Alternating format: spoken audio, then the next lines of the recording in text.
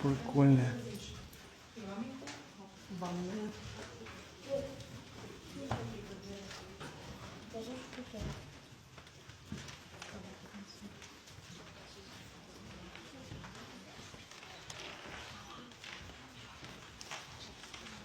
Veľká sieť sa skladá z dvoch častí. Je to spálňová časť a obývacia časť.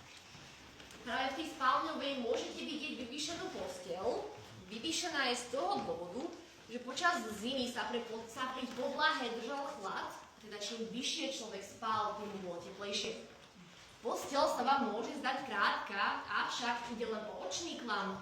V skutočnosti má viac ako 235 cm a bola použitá pri natáčaní rozprávky Fantagiro. Dve menšie truhlice v rohoch miestnosti zobrazujú, ako zámok